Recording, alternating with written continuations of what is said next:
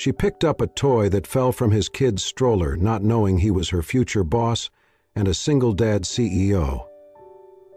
"Excuse me, you dropped this," Luna called out, weaving through the tight morning crowd on the subway. The man ahead of her paused, startled, and turned the stroller slightly. Luna bent down, scooping up a small, plush rabbit that had tumbled unnoticed onto the grimy subway floor. The little girl in the stroller looked at Luna with wide brown eyes. She clutched the toy tightly once it was returned and whispered, "Thank you." Luna smiled. "You are welcome, sweetheart. I used to have one just like this." "Not everyone would stop for something that small," the man said, his voice rough from fatigue. "Thank you." Luna looked up at him, a bit surprised by the warmth in his tired eyes. He looked no older than his early 30s, tall with slightly unkempt brown hair and a 5 o'clock shadow that hinted he had not slept much. His business casual clothes were rumpled, and his face bore the quiet weight of someone carrying more than just a backpack and a child. "It is small, but it means everything to her," Luna replied, glancing back at the little girl who was now happily hugging the rabbit. The train jolted to a stop. A rush of people surged toward the open doors. "This is us," the man said with a nod, lifting the stroller slightly. "Have a good day." "You too," Luna replied, watching as he disappeared into the sea of commuters, the image of the girl and her rabbit lingering in her mind. Luna sighed and tightened her grip on the portfolio in her arms. She had an interview to get to. Bright Tech's headquarters gleamed with polished glass and quiet professionalism. Luna checked in at the front desk, her nerves buzzing. She had been preparing for weeks. Portfolio sharpened, resume revised a dozen times, every detail rehearsed in her mind. The interview, however, was far from smooth. The panelists were courteous but distant. They asked technical questions she fumbled slightly, and one of them frowned at her limited experience. Afterward, she sat on a bench outside the building, deflated. She stared at the people passing by. Men in suits, women in sleek heels, phones pressed to their ears. Everyone looked like they belonged. She felt like an imposter. Later that night, she returned to her tiny apartment in Queens. The walls were thin, the heating unreliable, but it was her sanctuary. She dropped her portfolio on the table and collapsed on the futon. Her phone buzzed. One new email. The subject line read, "Mentorship Opportunity, Bright Tech." Luna blinked. She opened it. "Dear Luna, I saw something in your interview, something more than lines on a resume. I believe in second chances. Would you consider joining us as a junior intern under a mentorship program? Let me know. Your mentor." There was no name, just your mentor. She stared at the screen, then read it again. Her heart pounded. Someone at Bright Tech had seen something in her, enough to offer a second chance. She exhaled slowly. It felt like the world had paused for just a second to offer her a different door, a quieter one she had not expected. She walked to her desk, pulled out her old sketchbook and flipped to a page of childhood doodles. In the corner of one page, drawn years ago, was a rabbit, just like the one from the train. That moment stayed with her. The kindness of a stranger when she was 5, when she dropped her favorite bear in the middle of a crowded amusement park, and a woman picked it up and said, "It is okay, sweetie. Nothing this small is ever too small to care about." Now here she was, older, more tired, but still believing that kindness mattered. She clicked reply. Yes, thank you for seeing something in me. And somewhere in the back of her mind, she saw that man's face again. The way he looked at his daughter, the way he had thanked her, not just politely, but genuinely. She did not know his name, but she remembered the look, and she remembered the rabbit. Something told her this was not the last time she would see him.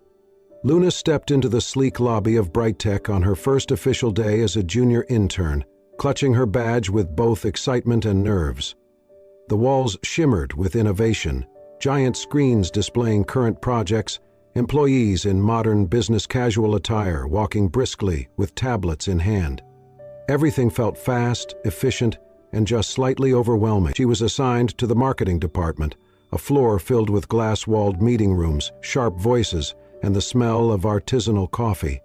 Her desk was small, tucked in a corner, but it faced the city skyline. It was more than she had ever imagined. Jake, another intern, gave her a tight smile on her first morning.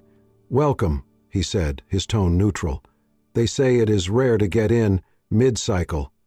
You must have some strong connections." Luna blinked, taken aback. "No, I just applied."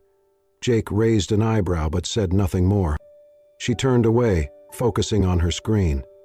Days passed in a blur of deadlines and data. The pressure was intense. Everyone was trying to outdo each other, pitching campaign ideas, staying late, volunteering for extra tasks. Luna pushed herself hard, even when she doubted whether she belonged. She was aware of how different she was. No Ivy League degree, no polished references, just grit, determination, and the memory of a rabbit on a subway floor. Then came the Monday morning meeting.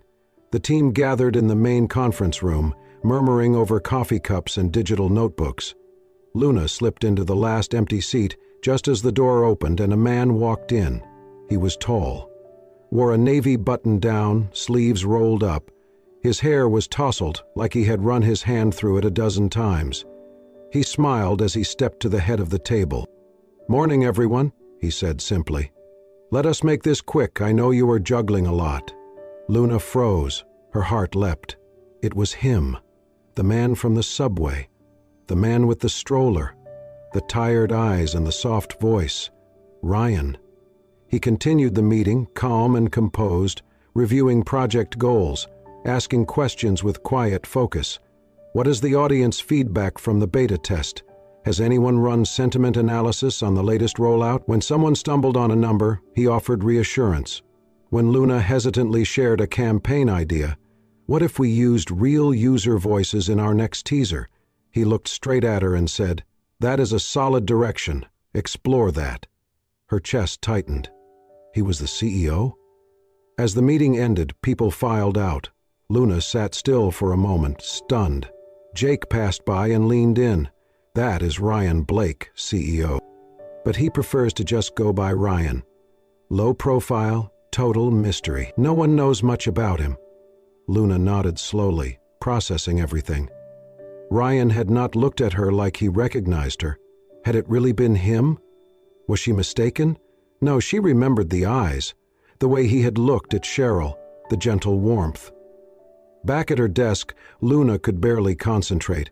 She kept sneaking glances toward the executive floor beyond the glass, wondering, why would someone like him be on the subway with a child? Why had he helped her? And why now? Pretend nothing happened? Later that afternoon, she passed by a conference room and saw him inside, speaking with a product manager. His posture was relaxed, but his focus sharp. He nodded as he listened, scribbled something in a notebook, then laughed, soft and brief. She ducked out of sight. A knot had formed in her chest, a mix of awe and confusion. If he was truly her anonymous mentor, why not say so? Why hide? She sat back at her desk and opened a blank document, typing random words, not really seeing them. Her thoughts circled around a single question. Why would a man like Ryan Blake, a CEO with everything, ride the subway with a child in a stroller? And why did he look so tired? That night, Luna stood at her window, looking out over the glowing lights of New York City. Somehow, the man who had thanked her for picking up a stuffed rabbit was now at the center of her new life, and he acted like they were strangers. The project was a high-stakes digital initiative for Brighttech's education division. When Luna was chosen for the 5-member team led directly by Ryan Blake, she nearly spilled her coffee. In their first meeting, Ryan stood before a glass board, sleeves rolled up. "This needs to speak to real people, authentic, relatable, and built with care." His eyes scanned the room, pausing briefly on Luna. "Luna, that storytelling idea from last week, expand it. There's something real there." She managed a quiet thank you, heart pounding from the unexpected recognition. In the weeks that followed, Ryan led with quiet authority, calm, thoughtful. He listened more than he spoke, and when Luna voiced an idea, he often circled back. "That's a good thread. Luna's onto something." Each time she felt seen. He sometimes lingered after meetings to ask, "You settling in okay?" or "Feel heard in the group?" Always gentle, always respectful. Still, he never mentioned their subway encounter, never hinted that he remembered. Then came the rainy Thursday. The team was behind schedule. Luna volunteered to pick up a prototype from a partner office. She had no umbrella, but ran anyway. By the time she returned, soaked, sniffling, head pounding, she barely made it through the day. The next morning, she found a small brown paper bag on her desk. Inside, a thermos of ginger tea, tissues, and a note. "Rest a little. Rest. R.R." She held the note, stunned. It was simple, quiet, but it reached deep. Someone had noticed. Someone remembered. Someone cared. Through the glass, Ryan stood in conversation with the tech lead. He didn't glance her way, but she knew. Later, in the printing room, she heard soft giggles. Turning, she saw a little girl in a purple dress holding a teddy bear. Cheryl. Luna's breath caught. The child lit up. "It's the bunny lady." Luna crouched. "You remember me?" Cheryl nodded, handing her a crumpled drawing. 2 stick figures holding hands, one tall, one small. "Ms. Luna is pretty," it read in bold letters. Luna blinked fast. "Thank you, sweetheart." Ryan appeared at the doorway, smiling. "She insisted on giving it to you herself. I hope that's okay." "She's amazing," Luna said, still stunned. "She remembers kindness," he replied. "Not everyone stops for a stuffed bunny." Their eyes met. A pause. Then someone called for Ryan, and he walked away. That night, Luna sat in her apartment, the drawing in her lap, tea steaming nearby. She thought about Ryan, his leadership, his patience, his care for Cheryl, and how he saw her not just as an intern, but as someone worth listening to. But her heart, bruised from childhood betrayals, cautioned her. Could she trust this? Was it real or just another mask? She looked at the drawing again. Ms. Luna is pretty, she wanted to believe. Her throat still ached, but the tea had soothed it, the tissues helped, and Cheryl's giggle lingered in her memory. Luna held the drawing to her chest and closed her eyes. She was falling, and she was afraid. "Do you ever feel like history is trying to repeat itself?" Luna asked, her voice low. Mia stirred her coffee slowly, watching her friend across the booth. "What do you mean?" Luna hesitated, eyes drifting toward the window where rain tapped lightly against the glass. "My mom. She used to work in an office. She was just a clerk, but good at what she did. Her manager, he took advantage. Not physically, just manipulation. Emotional threats. Made her feel small. And when she pushed back, he fired her." Mia leaned forward. "Luna, I was 11, Luna continued. "I remember coming home from school and finding her crying on the kitchen floor. Her makeup was smeared. She kept repeating, 'I did the right thing, I did the right thing.' But the rent was due, and there was no backup plan. She was never the same after that." Mia reached across the table, gently squeezing her hand. "You are not your mother, and Ryan is not that man." Luna gave a weak smile. "But how can I be sure?" That night, Ryan sat alone in his home office, an untouched glass of scotch beside him. On his desk lay an old photo. His wife, Maria, smiling as she held newborn Cheryl, radiant and exhausted. He traced the edge of the frame. He remembered the hospital room, the joy, the laughter, the alarms that came too late. She had gone in hours. He had not known what life without her would feel like until he held Cheryl and realized he would raise her alone. Since then, everything had been about protection, stability, no risks. His mother, Margaret, reminded him constantly. "She needs consistency," she would say.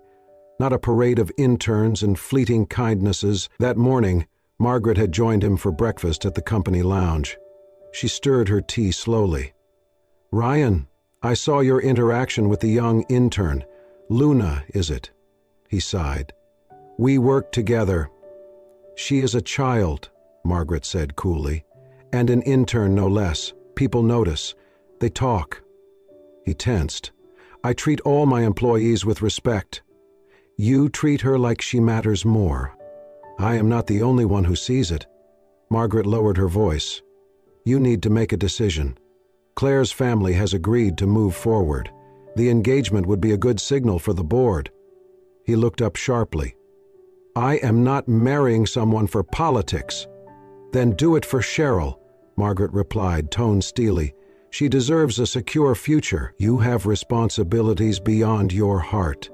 Later, in her apartment, Luna sat cross-legged on the couch, Cheryl's drawing still pinned to her wall. A swirl of crayon hearts surrounded the words, Miss Luna is pretty. She thought about the way Ryan looked at her. Not like a boss, not like someone judging, but like someone seeing her. But was it real? She remembered the way he had placed that cup of ginger tea on her desk without a word, how he had stayed behind after the meeting to ask if she was managing the workload. It was the same warmth she saw in his eyes whenever Cheryl entered the room. And yet, she imagined a boardroom where powerful men laughed over drinks, choosing who to promote, who to seduce, who to discard. Her mother's eyes, hollow with shame, the eviction notice pinned to their front door. She felt her walls rise. The next week, she made a quiet decision. She stopped staying late, avoided one-on-one interactions. In meetings, she answered questions, but no longer made eye contact longer than necessary. Ryan noticed. During a late presentation review, he asked, Are you all right? She gave a polite nod, just tired. He did not push, but something shifted in the air between them, an invisible wall that had not been there before. At home, Luna stared at the drawing on her wall. It had become more than art. It was a memory, a simple kindness that had tied her to something bigger, a father, a child, a warmth she missed. But the fear would not leave, the what-ifs, the doubt. She sat in silence, the city noise humming in the background. Could she risk it? Could she trust that this time kindness was not a prelude to betrayal? She traced the edge of the drawing again, her heart aching in quiet uncertainty. The murmur started in the break room, where gossip thrived, like weeds in sunlight. Jake leaned against the counter, arms folded, voice lowered, but just loud enough for others to overhear. You know, Ryan, people say he likes to test the staff. Pretends to be just a guy, watches how you act when you think no one important's watching. Luna, passing by with her coffee, froze. Another intern, curious, asked, You mean like a loyalty test? Jake smirked. Call it what you want. He once joined a coding team under a fake name before promoting one of the engineers. That intern? Thought they were friends. Turns out he was the CEO all along. Luna's stomach turned. The rabbit, the soft smile, the hidden hand that had given her a second chance, the tea on her desk, the subtle nods of approval. It was all too neat. Was he testing her too? That night, Luna sat on her bed, the email he had sent her weeks ago still open on her laptop, the one that had saved her internship after her rejection. She had once reread it for encouragement. Now, it read differently. Sometimes the smallest actions show the biggest character. People like you, we need more of them. Had he written that to manipulate her into loyalty, into gratitude? She started avoiding Ryan again. Her answers in meetings were clipped. She avoided eye contact. No more quiet laughs, no more gentle thank yous when he held the door. Ryan noticed. He waited until late one evening, when most employees had left. Luna was organizing files for the presentation when he entered the small glass-walled conference room. Luna, he said gently, can we talk? She nodded stiffly, still flipping through charts. I've noticed something changed, Ryan said. Did I do something wrong? She closed the folder slowly. Why did you pretend not to be the CEO that day, on the train? Ryan blinked. I did not pretend. I just did not introduce myself, and you gave me a second chance after I was rejected," she added. "You had power over my fate, and you never told me." He looked stunned. "I was trying to help, but you watched," she said, voice rising. "You watched me struggle, you watched me open up, you knew everything, and I knew nothing." Ryan's jaw clenched. "I never used what I knew against you. You tested me," Luna snapped. "Like you did that engineer Jake mentioned. You wanted to see what I would do." "No," Ryan said, firm now. "I never tested you." "Then what was it?" she challenged. "Was it some guilt project? Make the sad intern feel special? See if she's worth saving?" Ryan pulled something from his wallet and placed it on the table between them, a photo, slightly worn at the edges. He took her hand. His wife, smiling in a hospital gown, holding newborn Cheryl, both glowing. "She died the same day this photo was taken," he said quietly. "She lost too much blood. I walked out of that hospital with a baby and an empty soul. I did not know how to live after that." Luna's anger wavered. "I was not testing you," he said. "I was trying to feel human again. You picked up a rabbit on a subway floor, and for the first time in a long time I saw kindness without expectation. I gave you a chance not because I pitied you, but because you reminded me that people still care." Before Luna could reply, a small voice interrupted from the hallway. "Daddy?" Cheryl, in her polka-dot dress holding her stuffed rabbit, peeked in, worry on her face. "Why is Ms. Luna mad at you?" Ryan stood. "Sweetheart," Cheryl rushed in, wrapping her tiny arms around Luna's legs. "Please do not be mad at Daddy. He is a good daddy. He misses Mommy, but he smiles more when you are here." Luna's heart cracked. She bent down, brushing a tear from Cheryl's cheek. "I am not mad at you, sweetheart, but you are crying," Cheryl whispered. Luna could not respond. She stood, gently detaching Cheryl's arms, and walked out of the room, past Ryan, past the memories, past the guilt. In the break room, she collapsed onto the bench, tears spilling freely. From her tote bag, a folded piece of paper slipped out, Cheryl's drawing from weeks ago. Crayon hearts and curly hair and big eyes, labeled, "Ms. Luna is pretty." She clutched it to her chest, her shoulders trembling. For all the walls she had built, a child had walked right through, and it hurt more than she expected. Luna handed in her resignation on a rainy Thursday morning, her heart heavier than the clouds outside. The whispers in the office, the half-finished sentences that stopped when she walked in, the distance in her coworkers' smiles, it was all too much. Jake's rumor had done its damage. She was tired of defending what she could not explain, of pretending she did not care. Ryan read her letter in silence, seated behind his desk. He looked up only once, eyes unreadable. "If this is truly what you want," he said softly, "I will not stop you." Luna nodded once, tightly. "It is for the best." As she turned to leave, he added, "You should check your email before you go." She did not reply. Her inbox pinged with a message minutes later. The subject line read, "About the rabbit." She closed her laptop without reading it. The next week, she found herself working part-time at a second-hand bookstore tucked into a quiet corner of Brooklyn. The scent of old pages and wood polish calmed her. She stocked shelves, rang up customers, and spent her breaks tucked between poetry and philosophy, trying to rebuild the quiet inside her. She told herself she had made the right choice, until Cheryl walked in. It was a slow Wednesday afternoon, and Luna was shelving books in the children's section when she heard a familiar giggle.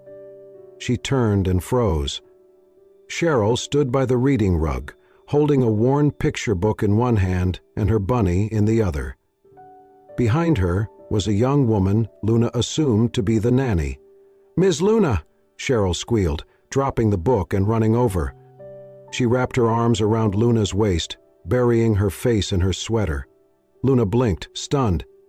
"Cheryl?" The nanny looked apologetic. She insisted we stop when she saw the store. Luna crouched, her voice low. "What are you doing here, sweetheart?" Cheryl looked up. "I missed you." Luna's heart twisted. "Do you hate my daddy?" Cheryl asked suddenly. "Because he cries when you are not there?" Luna opened her mouth, but no words came. "Says you are brave," Cheryl whispered. "Like Mommy." The world shifted under Luna's feet. The nanny called gently, and Cheryl gave Luna one last squeeze before waving goodbye, dragging her bunny behind her. Mia arrived that evening, holding 2 coffees and a knowing look. "You saw her, didn't you?" Luna nodded, still shaken. Mia handed her the phone. "You need to read that email." Luna hesitated. Her hands trembled slightly as she unlocked the screen and opened the message Ryan had sent days ago. Subject: "About the rabbit Luna, I know you are hurting, and I hate that I am part of the reason, but I need you to know something. That day on the subway, when you picked up a toy no one else would have noticed, you did more than return a stuffed animal. You saved my daughter's smile. You reminded me of my wife, who used to say, 'Kindness is what remains when the world forgets to be kind.' But more than that, when you picked up that rabbit, you gave me a reason to look up again. You made a morning that felt unbearable, bearable. You gave me a glimpse of hope when I did not think I deserved any. So no, I was not testing you. You were the one who reminded me that compassion still exists, that people still care, even when they do not have to, and for that, for everything, I thank you. I hope one day you will forgive me for not saying all of this sooner." At the bottom of the email, a scanned drawing appeared. It was from Cheryl. In crayon, beneath a wobbly sun and a smiling bunny, were the words, "Ems Luna, please do not go." Luna stared at it, her vision blurring with tears. Mia reached over, squeezing her hand. "Sometimes, the ones who see us most clearly are only 4 years old." Luna said nothing, but her tears fell freely. Something inside her cracked open, and this time she let it. The grand ballroom shimmered with light and music. Bright Tech's end-of-year gala was elegant, silver linens, jazz, and clinking glasses. Luna stood near the back, in a simple navy dress, her heart unsteady. She hadn't planned to come, but Cheryl's drawing was still in her purse, and her heart hadn't quite moved on from the man who once noticed her cough and left her tea. The lights dimmed. A spotlight lit the stage. Ryan stepped up to the podium. He looked every inch the CEO now, sharp tuxedo, calm presence, but his voice still carried that quiet warmth Luna remembered. "I stand here not just as Bright Tech CEO," he began, "but as a father, a single father who was reminded that kindness, quiet, unnoticed kindness, still matters." The room stilled.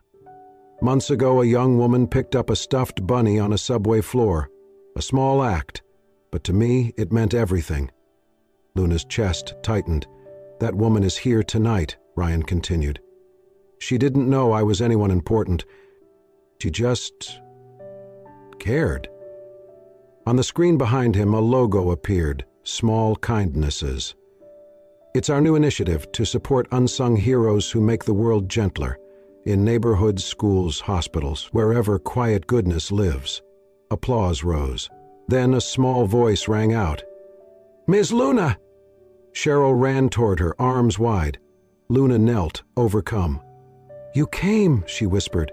"You're my angel," the little girl said, hugging her. Camera flashes burst. From the front row, Ryan's mother, Margaret Blake, stood stiffly. She stepped to Ryan and whispered something sharp. He listened, then returned to the mic. "I want to be clear," he said, his voice steady. "The woman my daughter loves, the one who changed my life, is the person I choose. Not for business, for truth." Gasps stirred. Margaret turned and left. Later that night, snow began falling softly in Central Park. Luna and Ryan sat on a bench, Cheryl asleep beside them. "That speech," Luna began. "I meant every word," Ryan replied. "I've been scared," she said, "of you, of getting hurt again." "I've been scared too," he admitted. "My mother wanted safe choices, strategic ones. I nearly gave in, but I realized, what's the point of protecting a life that isn't real?" He pulled out a small velvet box. Luna stiffened. "Ryan." "It's not a ring," he smiled. "It's a key." Inside was a brass key on a chain. "I'm not asking for forever, just the chance to build something true, at your pace." Luna looked from the key to his eyes. "You turned down a planned engagement? For this? For you?" She hesitated. "And if it doesn't work? Then at least we tried, honestly." Wind stirred her hair. She took the key slowly from the stroller. Cheryl stirred. Luna brushed snow from her hood. "She's why I came," Luna said. "She believes in things I forgot how to." "She reminds me too," Ryan whispered. Luna reached for Cheryl's hand, then looked at Ryan. "I forgive you," she said softly. "And I believe you." He nodded, eyes damp. "That's all I ever wanted." The three of them sat beneath the snowy trees, no longer strangers, not yet a perfect picture, but something real. A small family, gently formed, chosen. 1 year later, Luna stood by the mural wall at the headquarters of Small Kindnesses, chalk dust on her fingers as she helped Cheryl draw a field of sunflowers. What began as a charity initiative had grown into something far more meaningful. Once an intern on the subway, Luna was now the public engagement coordinator, helping shape stories of compassion across New York City. Wearing a faded yellow cardigan, her hair tied in a bun, Luna looked content, her smile one of quiet joy rather than perfection. Cheryl, now 5.5, giggled beside her, adding a rainbow above the flowers. Ryan walked out of the building, toolbox in hand. "Front wheel's wobbly again," he said, crouching next to Cheryl's well-loved stroller. "Let me guess, you used a paperclip again?" He raised an eyebrow. "Paperclips are engineering marvels." They laughed. A harmony forged by time, trust, and thousands of small shared moments. Inside, volunteers buzzed around, preparing for the launch of Kindness Corners, bright storytelling booths set to appear in parks and libraries, where strangers could leave hopeful notes, memories, or advice. The air was alive with purpose. Mia arrived, arms full of wildflowers. "Told you one subway ride could change your life," she said, pulling Luna into a hug. "You also told me to never talk to men in suits," Luna whispered back. "Well, I'm glad you ignored that part." They shared a laugh as Mia glanced over at Ryan and Cheryl. "You look happy." "I am," Luna said quietly, and meant it. Later that afternoon, as guests began to leave and cleanup started, Jake approached. He looked sheepish, hands stuffed in his coat pockets. "I owe you an apology," he said. "For what I said about Ryan? For doubting you." Luna held his gaze for a moment, then offered a kind smile. "Thank you, that means a lot." Jake hesitated. "I've been building this accessibility app for blind commuters. Been stuck on the outreach part, and I heard you're, well, kind of amazing at that now." Luna chuckled. "Let's work on it together." His eyes widened. "Really?" She nodded toward the lobby sign. "It's what we do here. Kindness." As the sun began to dip behind the skyline, Luna, Ryan, and Cheryl walked home together.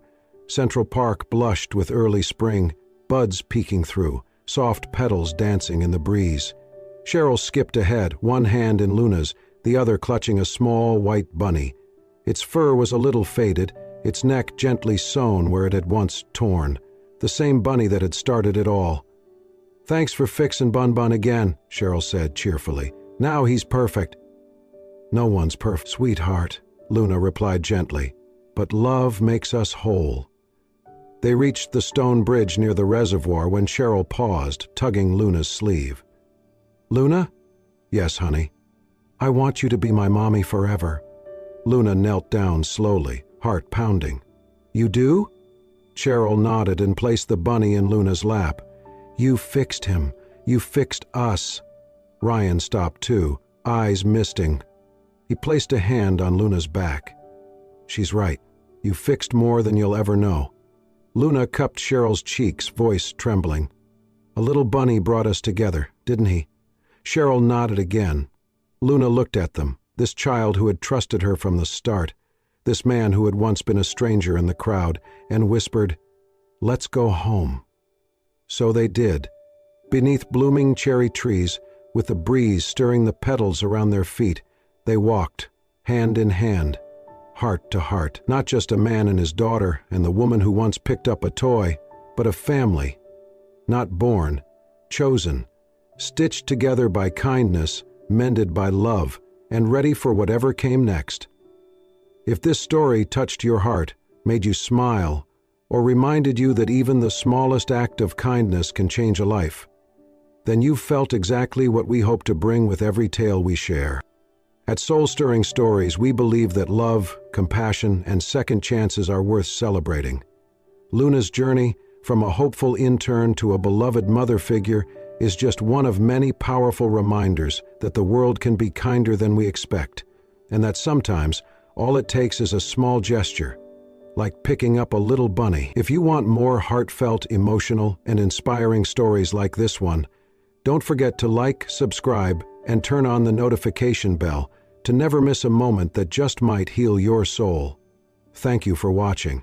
Stay kind, and remember, every small kindness leaves a mark. See you in the next story. Subscribe now to Soul-Stirring Stories.